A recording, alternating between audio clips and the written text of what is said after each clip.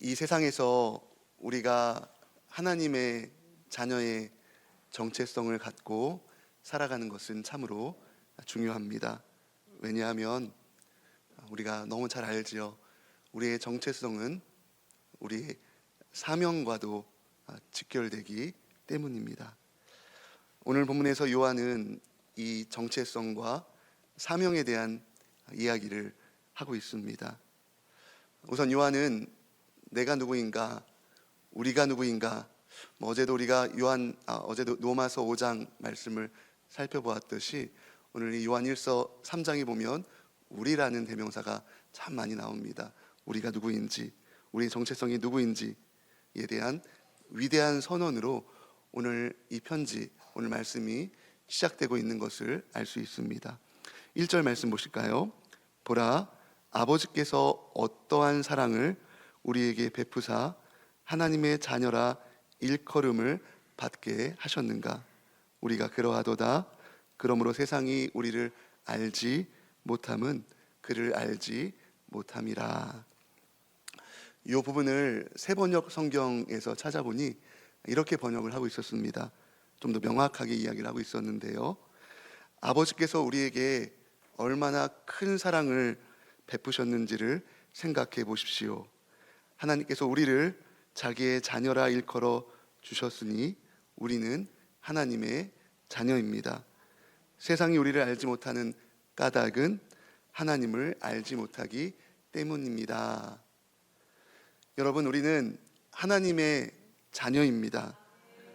그런데 여기서 중요한 것은요, 하나님의 자녀라는 정체성 안에는 우리를 향한 하나님의 엄청나고도 위대한 사랑이 담겨 있다는 것입니다. 보라, 아버지께서 우리에게 어떠한 사랑을 베푸셨는지를, 또 우리에게 하나님의 자녀라 일컬음을 받게 하셨는지를, 아버지께서 우리를 얼마나 큰 사랑을 아버지께서 베푸셨는지를 생각해 보십시오. 하나님께서 우리를 하나님의 자녀라 일컬어 주셨으니 우리는 하나님의 자녀입니다. 엄청나게 위대한 선언이지요. 그런데 우리는 이 사실을, 이 세상을 살아가면서 간과하며 살아갈 때가 참 많습니다. 여러분, 이 엄청나게 위대한 사랑이 어떠한 사랑인가요? 우리가 어제도 담임 목사님을 통해서 말씀을 들었지요. 로마서 5장 8절 말씀, 우리가 아직 죄인 되었을 때 그리스도께서 우리를 위해서 죽으심으로 하나님께서 우리에 대한 자기의 사랑을 확증하셨다 말씀하셨습니다. 그렇습니다. 그 위대하고 엄청난 우리를 향한 하나님의 사랑은 아들을 아낌없이 내어주신 놀랍고 위대한 사랑입니다. 그래서 그 누구도, 그 무엇도 끊을 수 없는 사랑이죠. 우리가 이 예배당에 걸려있는 십자가를 보며, 또 때로는 집 안에 걸려있는 십자가, 또 차량 안에 걸려있는 십자가를 보며 우리를 향한 아버지 하나님의 위대한 사랑을 우리가 기억은 하지만 그냥 감상적으로 생각할 때가 참 많습니다. 그래서인지 이 십자가의 사랑이 참 추상적이고 또 손으로 잡히지 않는 것 같을 때가 참 많고요. 이 십자가의 사랑이 허공에 떠 있는 것 같을 때가 참 많은 것 같습니다. 그래서인지 우리는 내가 하나님의 자녀라는 정체성을 아주 쉽게 생각하고 또 간과하며 살아갈 때가 참 많지요. 그런데 여러분, 이 십자가에는 우리를 사랑하시기에 자신의 가장 사랑하는 아들을 내어주신 아버지 하나님의 고통이 담겨 있습니다. 요한복음 3장 16절 말씀, 하나님이 세상을 이처럼 사랑하사 독생자를 주셨으니 이는 그를 믿는 자마다 멸망치 않고 영생을 얻게 하려 하심이라. 우리가 늘 바라보는 이 십자가에는 우리를 극진히 사랑하시기에 우리와의 진정한 샬롬, 진정한 평안을 위해 우리를 자녀 삼아 주시기 위해서 자신의 아들을 아낌없이 내어주신 아버지 하나님의 고통이 담겨 있습니다. 우리가 우리에게 주신 하나님 아버지의 이 생명 주신 은혜를 기억하고 생각할 때 결코 우리는 내가 하나님의 자녀지, 내가 하나님의 아들과 딸이지 라는 이 정체성을 쉽게 생각하지 않습니다. 그 십자가의 무게를 알기에, 그 사랑의 무게를 알기에, 거기에 담긴 하나님의 은혜를 알기에 하나님의 자녀로서의 삶을 우리가 세상에서 살아가게 되는 것입니다. 그래서 사도 베드로도 자신이 쓴 편지에 이런 이야기를 하기도 했지요. 베드로전서 1장 18절로 19절 말씀인데요. 너희가 알거니와 너희 조상이 물려준 헛된 행실에서 대속함을 받은 것은 은이나 금같이 없어질 것으로 된 것이 아니요 오직 흠없고 점없는 어린 양 같은 그리스도의 보배로운 피로 된 것이니라 말씀하고 있습니다. 우리에게 아낌없이 베푸신 사랑은 흠없고 점없는 보배로우신 그리스도의 피로 행하신 아버지의 놀라운 사랑이십니다. 이처럼 하나님의 자녀라는 정체성은, 그 정체성 안에는 엄청난 가치가 담겨져 있는 것입니다. 우리가 이 하나님의 자녀, 내가 하나님의 자녀지라는 이 정체성을 분명히 한다면 결코 우리는 이 세상을 허투루 살아갈 수 없는 것이죠.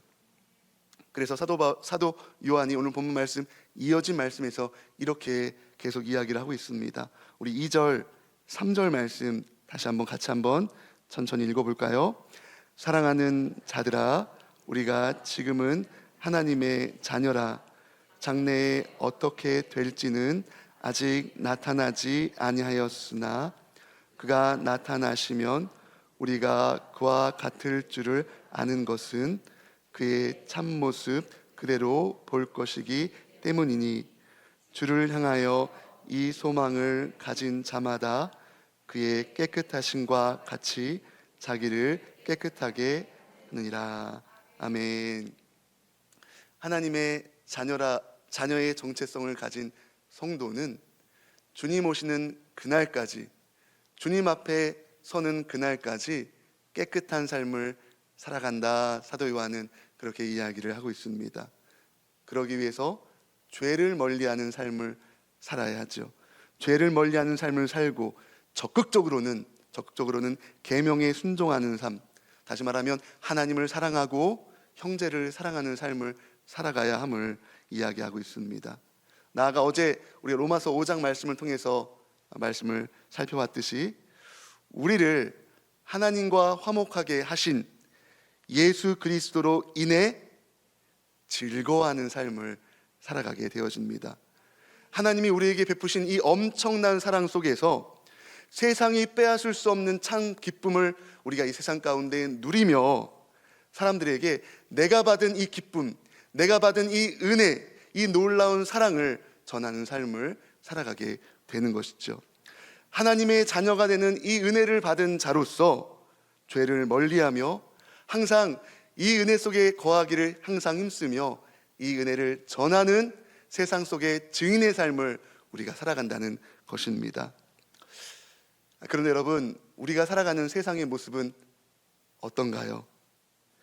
예수님은 제자들에게 말세에 이런 일들이 있을 것이다 라고 말씀하시면서 이런 말씀을 하셨습니다. 불법이 성함으로 많은 사람의 사랑이 식어질 것이다, 이런 말씀을 하셨습니다. 다시 말하면 죄가 세상에 가득해서 사람들 간의 사랑이 식어질 거다, 이런 말씀을 하셨습니다. 다윗은 자신의 쓴 시에서 세상의 모습에 대해서 이렇게 기록을 하기도 했죠. 비열함이 인생 중에 높임을 받는 때에 악인들이 곳곳에서 날뛰는도다. 여러분, 우리가 살아가는 세상의 모습이죠. 세상은 점점 더욱 이렇게 될 것입니다. 우리는 세상이 어떻게 될지를 너무나도 자명하게 잘 알고 있습니다.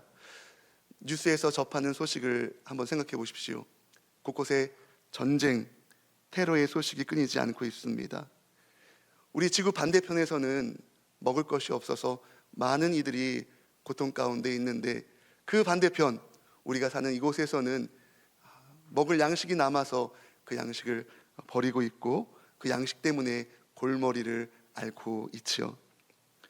죄가 성함으로, 죄가 이 땅에 가득함으로 사랑이 식은, 비열함이 인생 중에 가득해서 악인들이 세상 가운데에서 날뛰는 모습을 우리 너무나도 쉽게, 우리 가까운 곳에서 너무나도 쉽게 접하고 있습니다. 그러므로 여러분, 이 세상, 이러한 세상에서 하나님의 자녀의 정체성을 가진, 이 엄청난 은혜를 받은 저와 여러분의 역할, 우리의 역할은 참으로 중요합니다.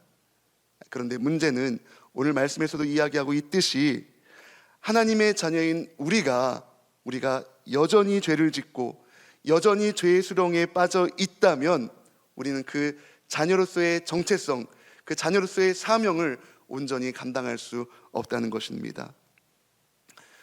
존 웨슬리가 우리가 은혜로부터 멀어져서 죄로 향하는 과정을 아주 상세하게 이야기를 했는데요.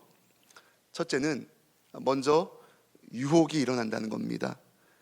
그것은 이 세상으로부터 오는 것일 수도 있겠고요, 내 육체 또 마귀로부터 오는 것일 수도 있습니다. 먼저 유혹이 일어나고요.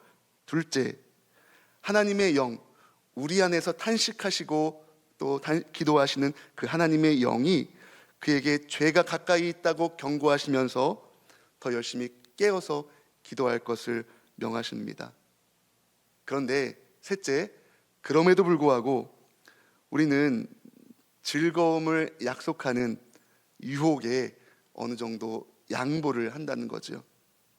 넷째, 그때 성령께서는 깊이 슬퍼하십니다.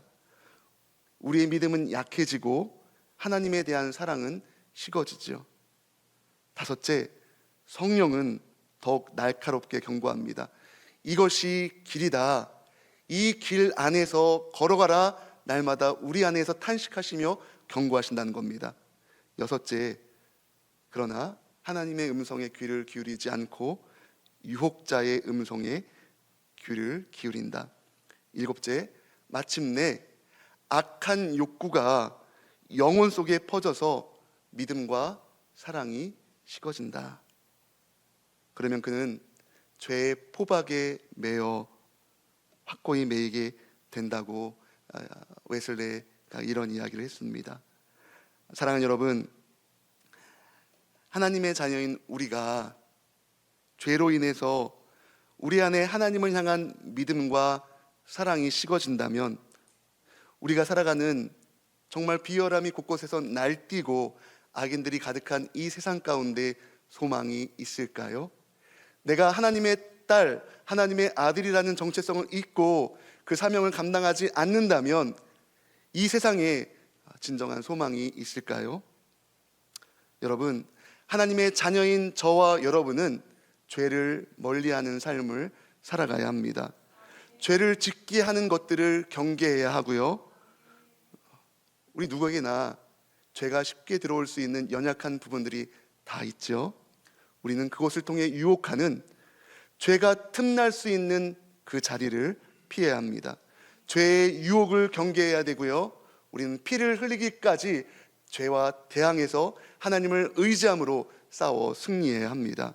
그리고 죄를 통회하고 자복하는 회개의 자리를 늘 가까이 해야 하는 것이죠. 여러분, 우리가 정말 그렇잖아요. 잠시라도 하나님의 은혜를 떨어져 살아가면 우리 육신의 자아에 끌리게 되고 우리는 죄의 자리로 나아가게 되지요. 존 웨슬레가 말한 그것이 우리의 삶의 현실이 되어줍니다. 그래서요, 우리가 이 새벽마다 기도하는 겁니다. 내 힘으로 살 수 없기에, 내 능력으로 세상을 이겨낼 수 없기에 하나님의 은혜와 사랑을 구하는 것이죠. 여러분, 늘 깨어서 하나님의 은혜를 구하는 성도가 되시기를 바랍니다. 이 은혜가, 이 그리스도의 사랑이 우리 안에 머물 때, 이 사랑이 우리의 심령 가운데 충만할 때 우리는 하나님의 자녀로서 하나님을 지극히 사랑하고 또 이 땅에서 수평적으로 내가 만나는 지체들, 형제들을 사랑할 수 있는 것입니다. 죄가 성함으로, 불법이 성한 시대를 하나님의 사랑으로 누구라도 쉴 수 있는 겨자나무에 깃든 수많은 새들처럼 누구나 쉴 수 있는 자리를 우리가 제공해 줄 수 있는 것이고요. 이 험악한 세상, 이 죄로 관영한 이 세상 가운데 누구라도 쉴 수 있는 살만한 세상으로 우리가 만들어 나아갈 수 있는 것입니다. 우리가 오늘도 기도로 하루를 시작합니다. 오늘 하루 하나님 자녀의 정체성을 가지고 살아가시기를 바랍니다. 그 정체성으로 죄를 이기고 세상을 이기는 삶을 살아가십시오.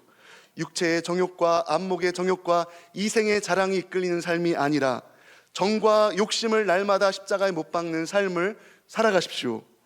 나는 죽고 예수로 사는 삶, 그것이 우리가 살아가야 할 선교적 삶이지요. 성령 받은 증인의 삶이지요. 사람을 살리고 세상을 살리는 사람 사랑의 삶, 그 삶을 오늘도 우리가 살아가는 복된 하루가 되기를 바랍니다. 죄악이 관영한 이 세상 가운데, 비열함이 인생 가운데 날뛰는 이 세상 가운데 하나님의 자녀로 당당하게 살아가십시오. 성령 받은 예수의 증인으로 오늘도 선교적 삶을 살아가는 저와 여러분의 삶이 되길 주님의 이름으로 간절히 축원합니다. 기도하겠습니다.